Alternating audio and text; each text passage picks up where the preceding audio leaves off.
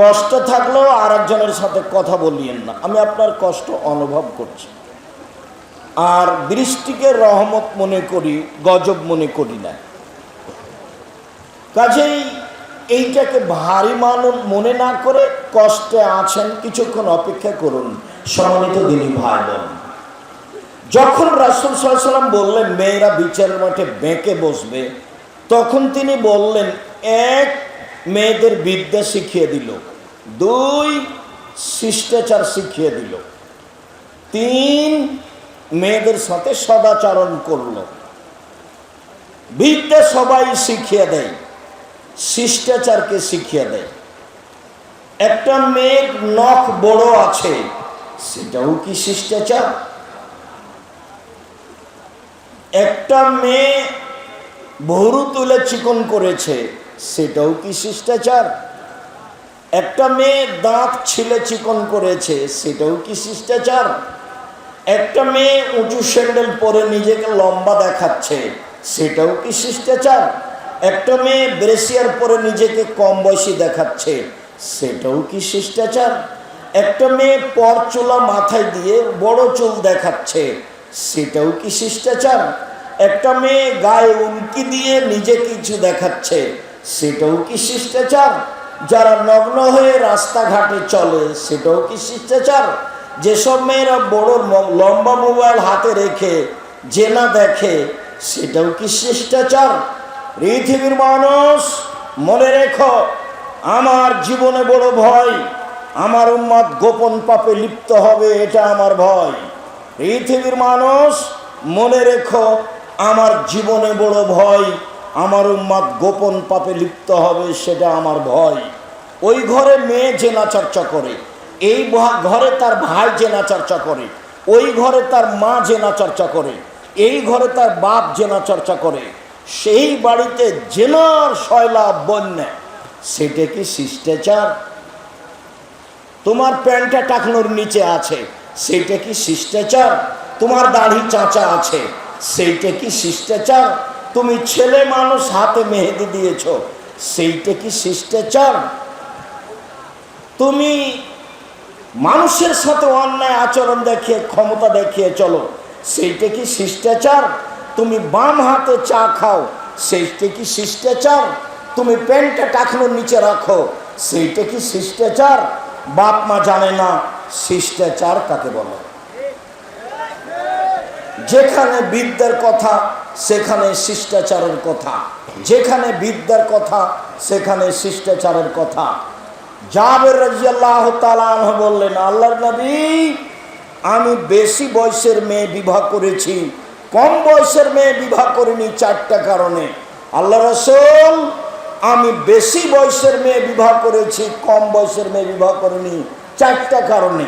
আমার পিতা উহুদের যুদ্ধে শহীদ হয়েছেন 9 জন মেয়ে রেখে, আমার পিতা উহুদের যুদ্ধে শহীদ হয়েছেন 9 জন মেয়ে রেখে, আমার 9 জন বোন রয়েছে, আমি তাদের সমবয়সের মেয়েকে বিবাহ করা পছন্দ করিনি, চারটা কারণে। এক, লেতুয়াল্লেমাহুন্না, আমার স্ত্রী যেন আমার বোনদেরকে বিদ্যা শিখাতে পারে। দুই, অলেতুয়াদ্দাবাহুন্না, আমার স্ত্রী যেন আমার বোনদেরকে শিষ্টাচার শিখাতে পারে। তিন, অলাতুরাজ্জালাহুন্না, আমার স্ত্রী যেন আমার বোনদেরকে মাথা চিরুনি করে, সাজগোজ করে, পরিপাটি করে রাখতে পারে। চার, আমার স্ত্রী যেন আমার বোনদেরকে পাহারা দিতে পারে। মা মানে পাহারাদার, মা মানে শিষ্টাচার, মা মানে বিদ্যা, মা মানে পরিপাটি। মাই তো জানে না যে শিষ্টাচার কাকে বলে, হে হে করে হাসছে দেবর নিয়ে, ভাসুর নিয়ে, সেও কি আবার মা? নির্বাচনে দাঁড়িয়ে বলছে যে আসেন ভাইয়া, আসেন, চা খান, চা খান, বসেন, আসেন ভাইয়া, সেটাও কি শিষ্টাচার? এই ছেলে, তোমার নানা তো ভালো মানুষ ছিল, তোমার দাদাও ভালো মানুষ ছিল, তোমার মা যুগের ফেরে উল্টে গেল, তোমার মা নাকি শিক্ষিতা? কে বলেছে? আমি কোনোদিন বলিনি, তোমাকেও বলিনি, তোমার বাপকেও বলিনি, তোমার মাকেও বলিনি। যেসব ছেলে মেয়ে ঘুম থেকে উঠে ঠাকুরের গান বলে, তাকে আমি কোনোদিন শিক্ষিত বলিনি। ঠাকুর জাতির শত্রু, ঠাকুর বাঙালিদের শত্রু, ঠাকুর মুসলমানের শত্রু,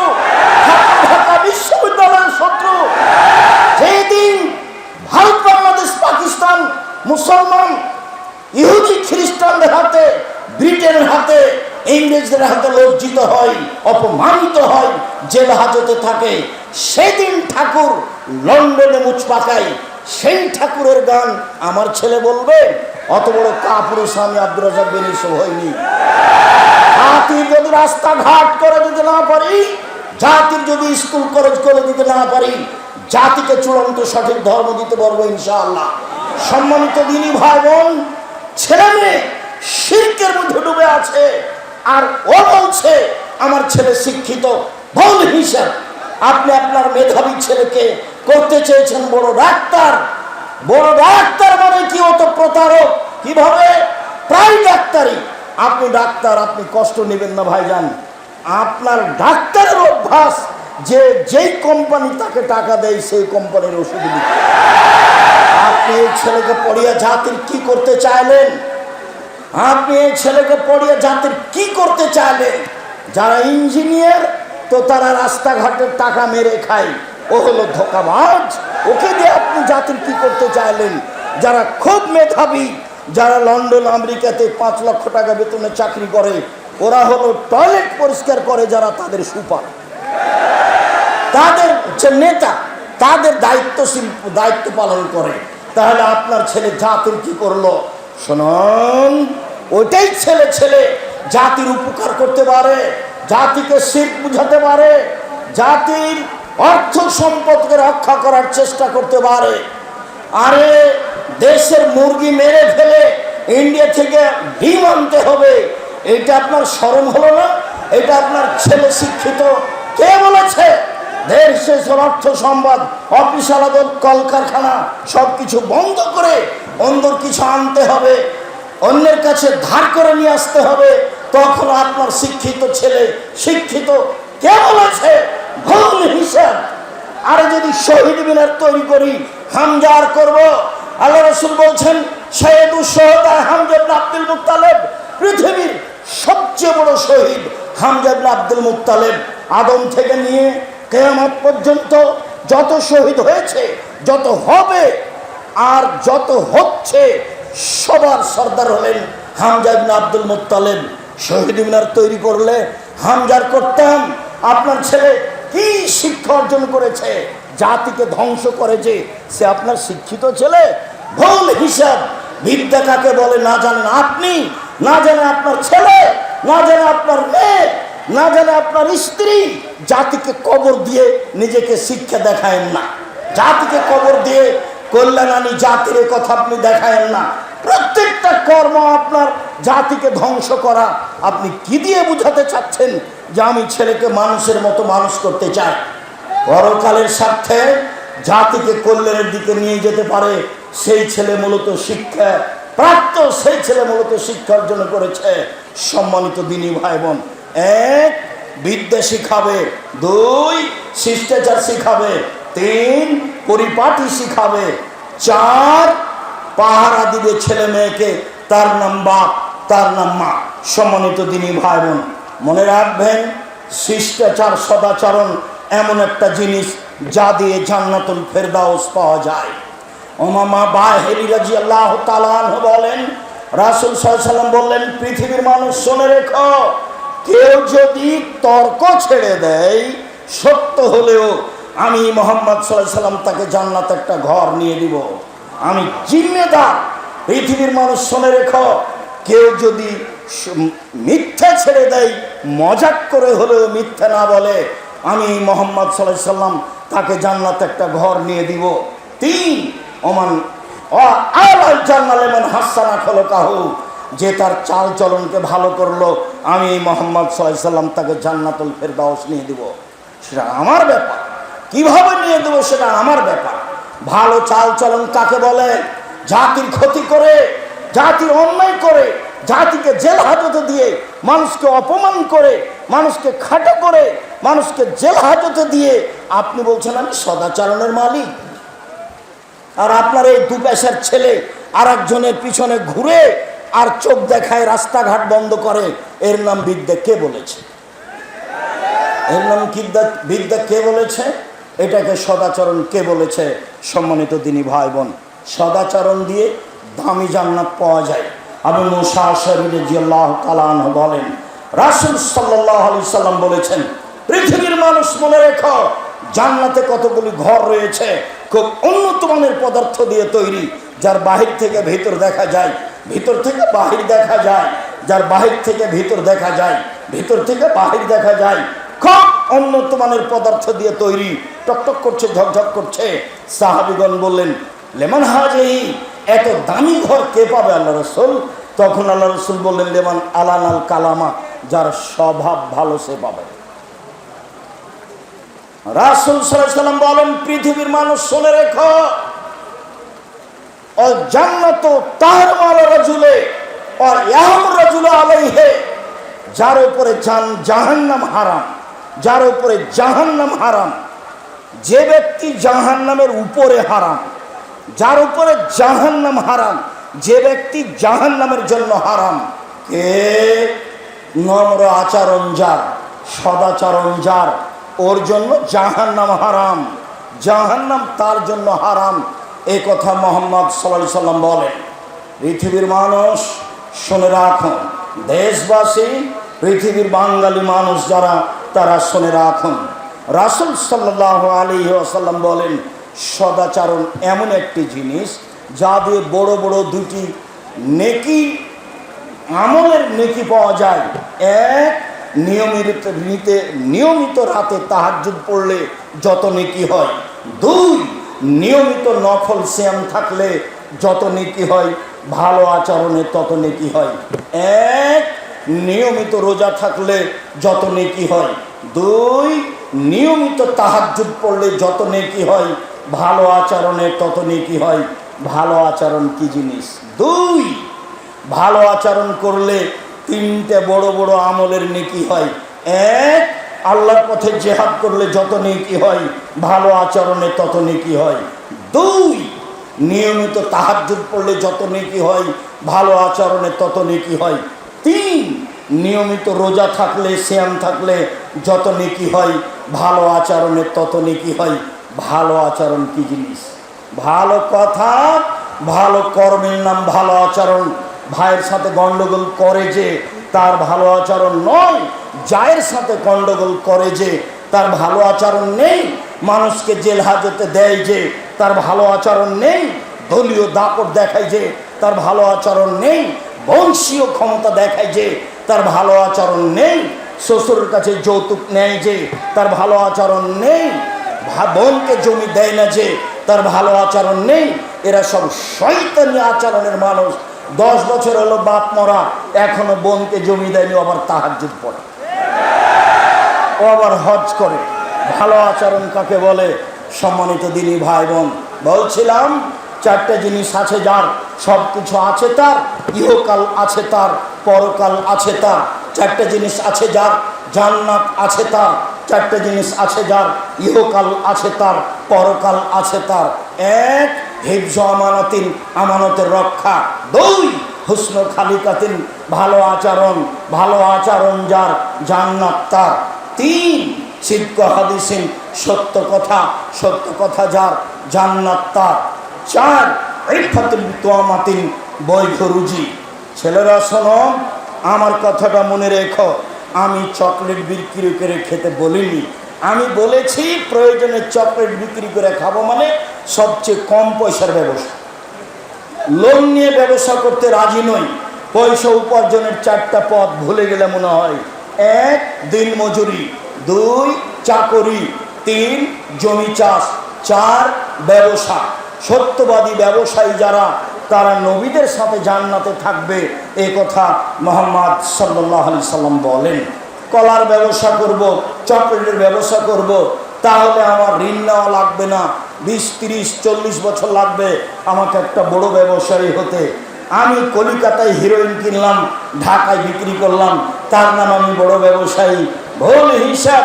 সম্মানিত দিনী ভাই বোন, বলছিলাম যারা দুনিয়াতে বয়স বেশি করতে চায়, যারা দুনিয়াতে রুজি বেশি করতে চায়, টাকা পয়সা বেশি করতে চায়, অর্থ সম্পদ বেশি করতে চায়, এক, তাদেরকে সদাচরণ করতে হবে। সদাচরণ করলে বয়স বেশি হয়, সদাচরণ করলে টাকা পয়সা বেশি হয়, এ কথা মুহাম্মদ সাল্লাল্লাহু আলাইহি সাল্লাম বলেন। তিনি বলেন মানুষ দোয়া করে তার ভাগ্যের পরিবর্তন ঘটাতে পারে, হাত পরিষ্কার করে ধুইলে মাস্ক লাগালে করোনা ধরবে না, এ কথা মিথ্যা। আমি কোনোদিন 1 মিনিটের জন্য করোনা মানিনি, কোনো জায়গায় আমি মানিনি। আমি ঢাকায় এক লোককে দেখতে গেছি, তোর ছেলে মেয়ে বলছে হুজুর ভিতরে আসেন না, হুজুর ভিতরে আসেন না, হুজুর ভিতরে আসেন না, আপনারা বেঁচে থাকেন এটাই কামনা করি। নাই ছেলে থামো, তোমার বাপের গায়ে হাত দিয়ে দোয়া পড়বো, এতে যদি আমাকে করোনা হয় আমি বলবো না তোমার বাপের কারণে হয়েছে। আমি জানি রাসূল সাল্লাল্লাহু আলাইহি ওয়াসাল্লাম বলেছেন পৃথিবীর সৃষ্টির 50,000 বছর পূর্বে আমার জন্য 4টা জিনিস লেখা হয়েছে, পৃথিবীর প্রত্যেকটা মানুষের জন্য লেখা হয়েছে। 1 মরণ, 2 জীবন, 3 রুজি, 4 রোগ ব্যাধি। সেদিন যদি আমার করোনা লেখা হয়ে থাকে আর আমি যদি আজ পাথরের মধ্যে ঢুকে যাই তবুও করোনা রক্ষা হবে না, কেন? লেখাই আছে। তার নাম ভাগ্য। শোনো, তোমার আব্বাকে দেখতে এসে ভাগ্য অস্বীকার করে আমি আব্দুর রাজ্জাক বিন ইউসুফ মরতে রাজি নই। আমি ভাগ্যকে সামনে রেখেই, তাকদীরকে বিশ্বাস করেই তোমার বাপের গায়ে হাত দিয়ে দোয়া পড়ে যাব, যা হবে হবে। যদি করোনা হয় আমি বলবো না তোমার বাপের কারণে হয়েছে। পৃথিবী সৃষ্টির 50,000 বছর পূর্বে লেখা ছিল, তাই হয়েছে। পৃথিবীতে দোয়াই আপনার তাকদীর পরিবর্তন করতে পারে, ভাগ্য পরিবর্তন করতে পারে, অর্থ সম্পদ বেশি করতে পারে, জীবনের সুখ শান্তি আনতে পারে। সম্মানিত দিনী ভাই বোন, শুনুন, সহজে জান্নাত যাওয়ার পথ: 1 সচ্ছল অসচ্ছল অবস্থায় দান করতে হবে, 2 রাগ দমন করতে হবে, রাগ দিয়ে কোনো কাজ নিতে হবে না, কাজ মিনাল গায়জ, রাগ দিয়ে কোনো কাজ নিতে হবে না। ভাইয়ের সাথে হোক, বোনের সাথে হোক, চাচার সাথে হোক, দলের সাথে হোক। আমি তো দেখেছি খুব, যারা আমাকে গালি দেওয়া শুরু করে তারা আমার মা বোন দিয়ে শুরু করে, এরপরে যখন তার গালি দেওয়া শেষ হয়, কথা বন্ধ করে, তখন আবার আমি রিং দিয়ে বলি, ভাইজান আর কি কোনো গালি ছিল বা আর কিছু বলবেন কি? আমি তার গালির প্রতিবাদ করতে হবে, এই পাতা আমি কোনোদিন পড়িনি। আমার জীবনে বড় ত্যাগ।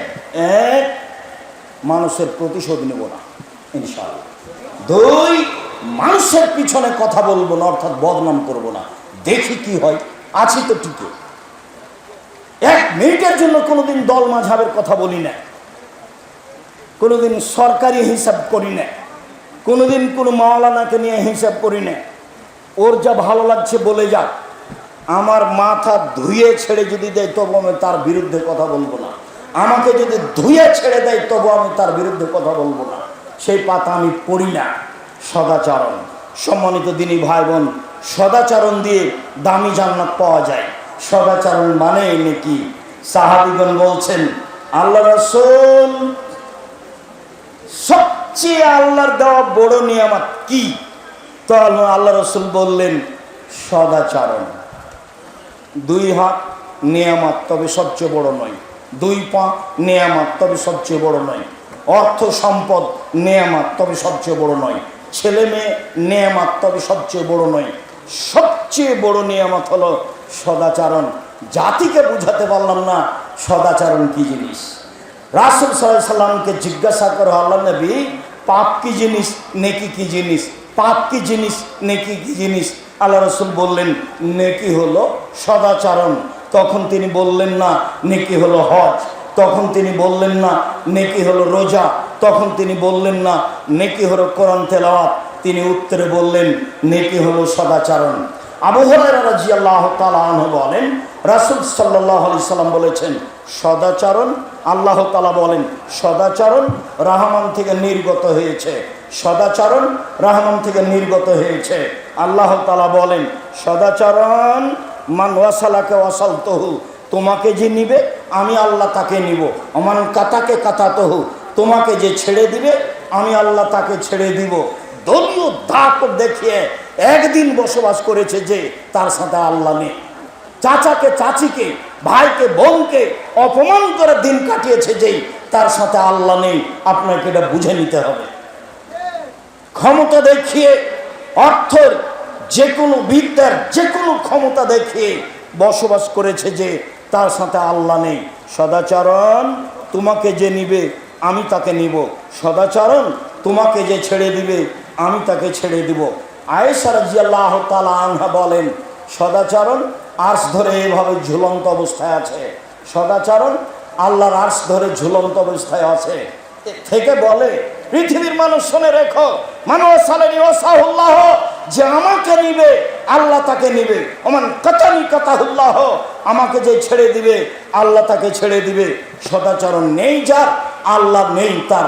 সদাচরণ নেই যার, আল্লাহ নেই তার। সদাচরণ আছে যার, আল্লাহ আছে তার। ভালো চাল চলন যার, আল্লাহ আছে তার।